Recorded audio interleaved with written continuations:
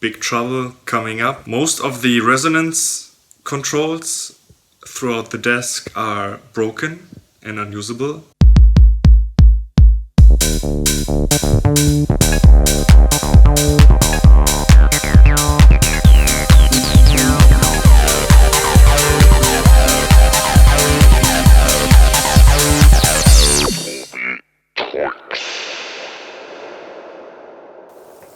So as you can see, I took one there already, and I have another one marked because you could turn these 360.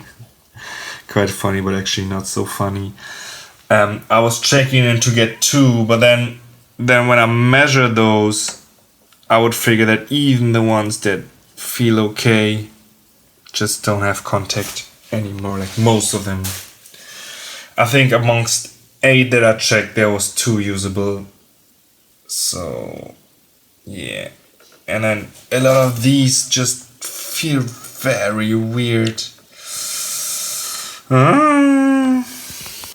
So I started on the cabling.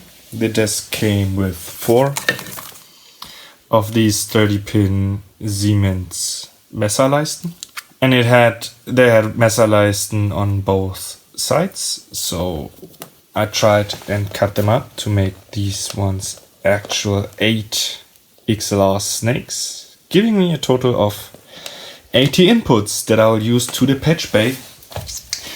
As you can see, I do have 80 tie lines right there, which will be neat to connect to converters, different patch bays, whatever, to make use of all the nice functions of the desk. Stay tuned.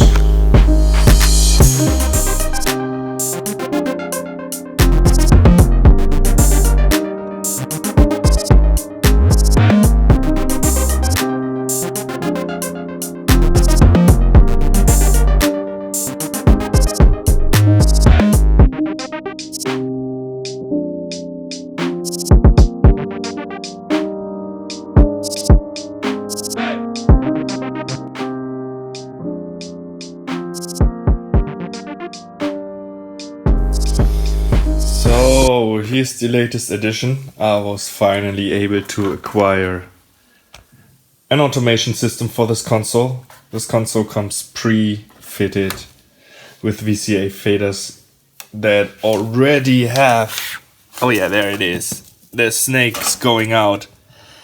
And then I was able to acquire this Optify Tetra. It flew all the way from the States. Very happy with it, as it is in tip-top shape. Just look at this. Very, very nice. This is from 94. I will check it. They were kind enough to grant me 30 days of time to test it. And I can send it back if there's anything wrong, but it looks so nicely preserved. I don't know if this has even ever been installed.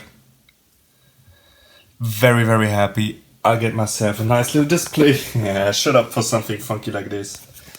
And then we'll be checking it out. And hopefully it works. Okay, I am very happy to announce that the automation... Oh yeah, there's the documentation. It works. I received it. It came all the way from America. They granted me to send it back if it does not work. Fortunately, it does work. Let me explain. Here I have it set up. The console came with all the connections for the Optify system, which is super cool. I hooked it up. You see I have the unit open because the software update came in form of these EEPROM chips. This is the 1.0, and very importantly, I have the 1.1 now installed. 1.1 means I do have access to the utility program, which is super important, as I need that to actually change the fader law and adjust it to the console. Now, in order to make all of this work, I had to solder a cable, which here you can see the video output, which is a 9-pin D-sub. And then, yeah, There goes that. It's a long cable and it goes into my television right now. You can see it here. Very nice. And I actually soldered a SCART cable.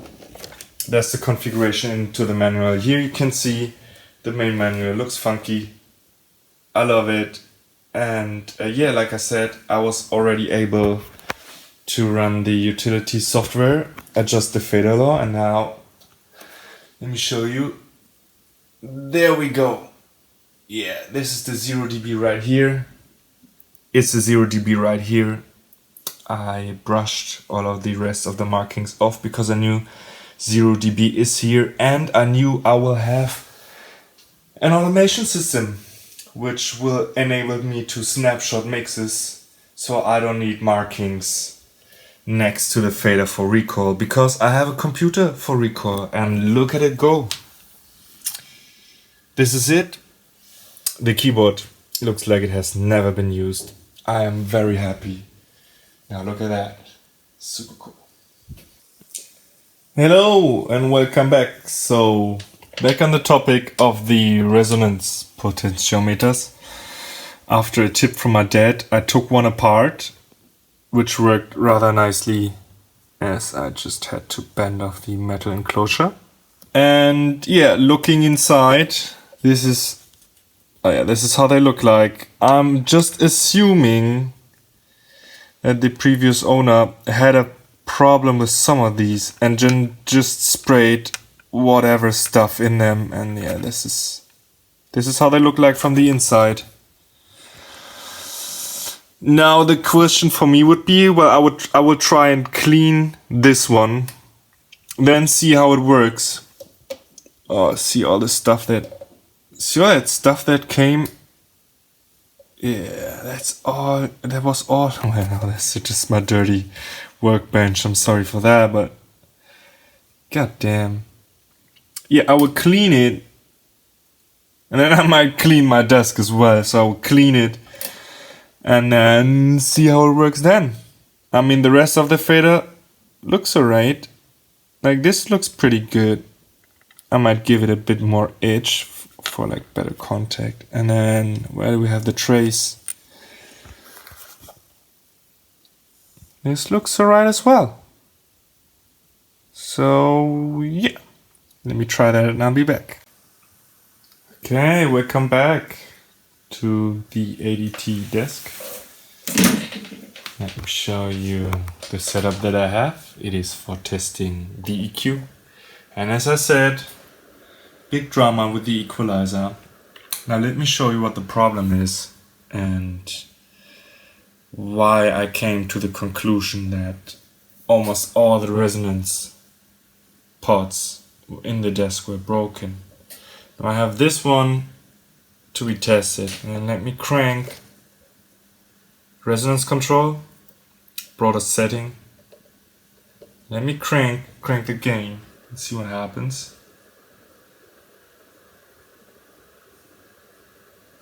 Now there's two things to mention. First thing is I have it on plus 18 decibels. And I'm getting like 7.5. Now as I turn the resonance control, see what happens.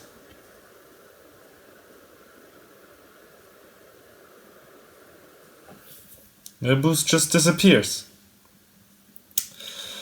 Now another thing that I noticed was that a lot of these resonance controls do feel very funky, like sticky, not going. But then it was also just the resonance that felt like that. Other ones feel pretty fine. Yeah. So I thought, well, they're all broken. I need new parts for the whole desk. Now the first thing that I did was, because of a tip from my dad, I would take one of these pots out and actually disassemble them. Now let me see. I should have one on my bench. Now here's the pot. And then I don't know why I wouldn't figure this myself, but yeah, you can actually open those. Like, you can't open the ones that I started to figure it, which is the ones in these the ones in the SPL channels. You can't open these ports, but these ones that are built into the D channels with the dynamics and the E channels, which make up most of my desk, you can actually open them. And these are mainly the ones feeling funky. So I would open and clean these thinking, okay, that will solve the problem. Now, big drama was, I already talked to ADT and they was putting together an order of like literally 70 or I think I ordered 66 of these pods new for €8 a piece. Now, huge shout out to ADT. They would have me cancel that order and reduce it to I think I'm getting 3 now, because I would figure, well, this is not the problem. They measure correct, the fault's still there. Now, nobody sadly could help me on the fault, as I don't know if you know, the founder of ADT died recently, and people say he wouldn't even make schematics, as he just knew by heart what was going on. Now, back to the fault.